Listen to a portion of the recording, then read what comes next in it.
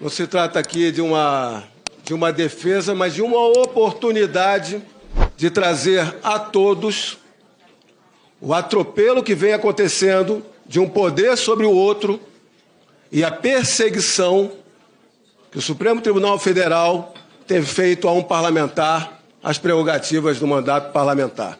É que, no meu caso, parlamentar eleito, com mandato parlamentar, um representante de parcela da população, eu estou servindo hoje de joguete de casuística do Supremo Tribunal Federal.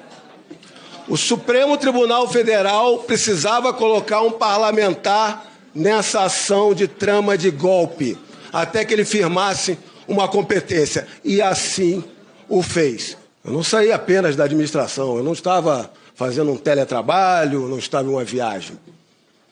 Eu saí de Brasília e fui ao Rio de Janeiro concorrer a uma eleição de deputado federal. Não estava mais no governo, não tive reunião nenhuma de governo, não estava em tratativa nenhuma de governo.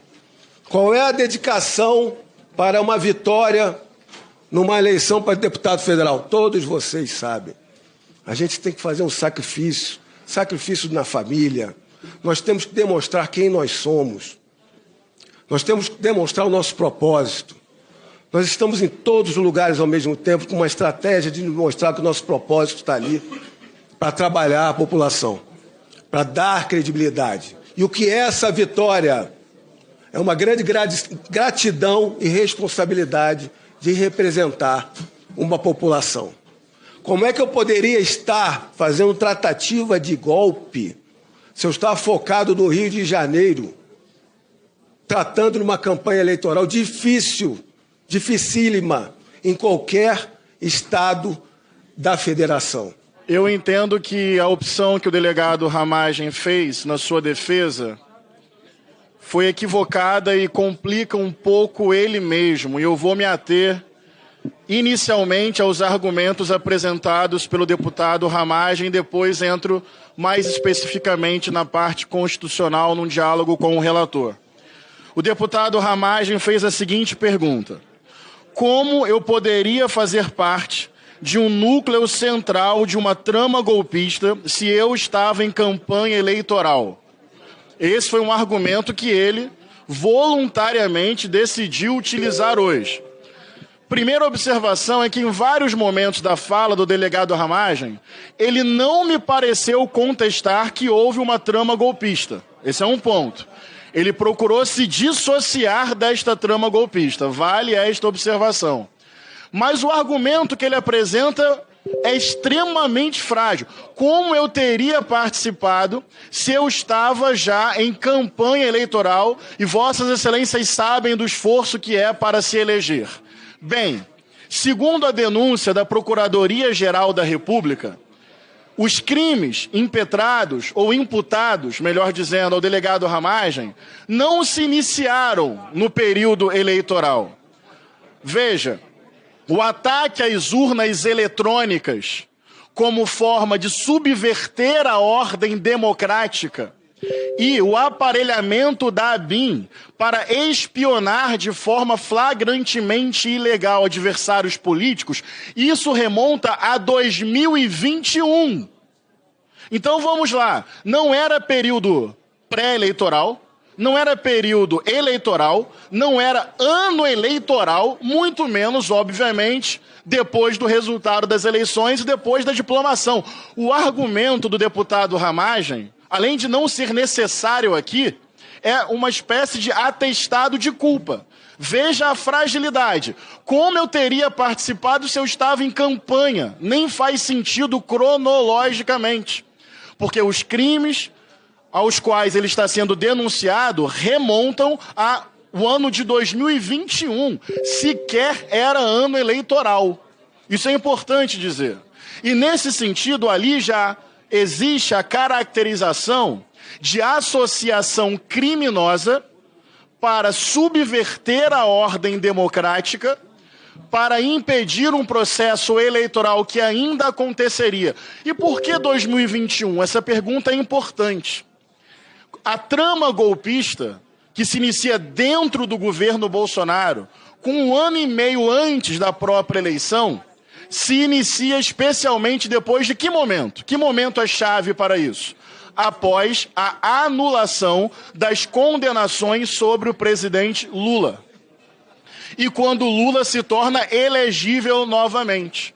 Então, a partir desse momento, de forma mais orgânica, por meio de milícias digitais, por meio de desinformação, fake news, calúnia, difamação, aparelhamento de serviço oficial de inteligência, já se começa dentro do governo Bolsonaro um tensionamento, antecipando uma possível provável derrota eleitoral.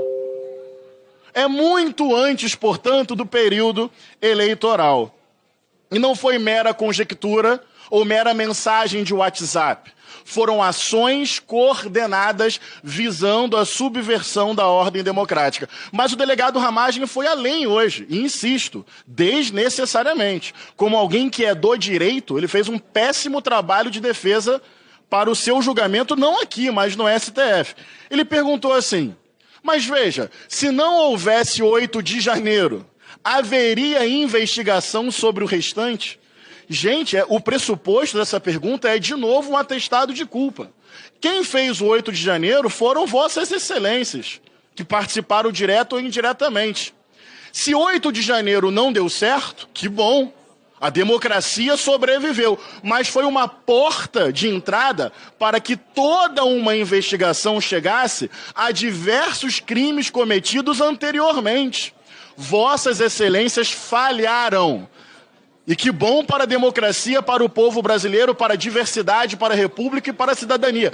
Mas vossas excelências abriram as portas para essa investigação. Mas atenção, e aqui já é um diálogo com o relator respeitosamente. 8 de janeiro, segundo a investigação, não foi a finalidade inicial. Ninguém está dizendo que lá em 2021 se planejava um atentado à sede dos 3 poderes. 8 de janeiro, eu vou repetir, não foi a tentativa inicial. 8 de janeiro foi a culminância de um processo e uma tentativa final. Porque antes do 8 de janeiro, Fernanda, teve tentativa de impedimento da posse, tentativa de impedimento da diplomação, minuta para tentar dar um suposto ar jurídico para interditar o TSE e anular a eleição. Antes disso, houve o 30 de outubro com o aparelhamento da PRF para dificultar o acesso às urnas de eleitores do Lula. Repara que tem tentativas no plural. Seja de descredibilizar o processo eleitoral, dizendo que as urnas eletrônicas são fraudadas. Depois tentando diminuir a votação do Lula, especialmente na região Nordeste. Depois tentando um suposto ar jurídico, dialogando com as Forças Armadas para fazer uma intervenção. Depois caos em Brasília para impedir a diplomação. 8 de janeiro nunca foi planejamento inicial. Sinceramente, ali era desespero.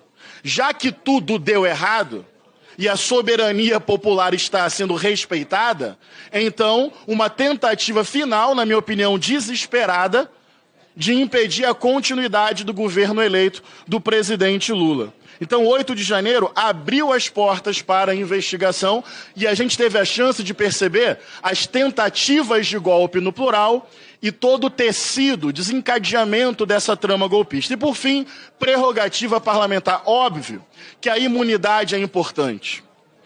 A imunidade é importante para que um mandato parlamentar não seja coagido, inibido, interditado por uma maioria eventual. Ok, mas veja, vamos lá. Não tem sustentação jurídica, e aqui é sobre o relatório, abranger outros réus que sequer foram ou são parlamentares. Essa tese, sinceramente, é bizarra, tosca, frágil do ponto de vista jurídica, vai servir de agitação aqui e não tem consequência nenhuma depois. E não é interferência do STF, é leitura e interpretação básica da Constituição da República. E os crimes anteriores à diplomação, é óbvio que eles não podem ser suspensos. E fica óbvio que a trama golpista, com ações coordenadas, são anteriores à data da diplomação. E qual é o paradoxo? Eu termino com isso.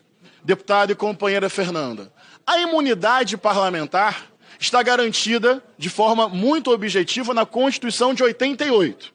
Constituição de 88, fruto de luta pelo processo de redemocratização, fim da ditadura militar. A ditadura militar é que cassou de forma arbitrária mandatos e dissolveu o Congresso com ato institucional. Ou seja, a imunidade parlamentar é uma garantia constitucional fruto da redemocratização que acabou com a ditadura. Olha o paradoxo. Os amantes, amigos, discípulos e filhotes da ditadura estão usando a prerrogativa da imunidade parlamentar para isentar alguém que tentou subverter a ordem democrática. Não faz o menor sentido. Quem usa de equipamento de inteligência para fazer espionagem ilegal de adversário político, autoridades jurídicas e jornalistas, usar tecnicismo jurídico para se defender numa imunidade, eu insisto, é um paradoxo. A imunidade é conquista da democracia. Democracia que deu fim à ditadura. Ditadura que vossas excelências pública e oficialmente defendem.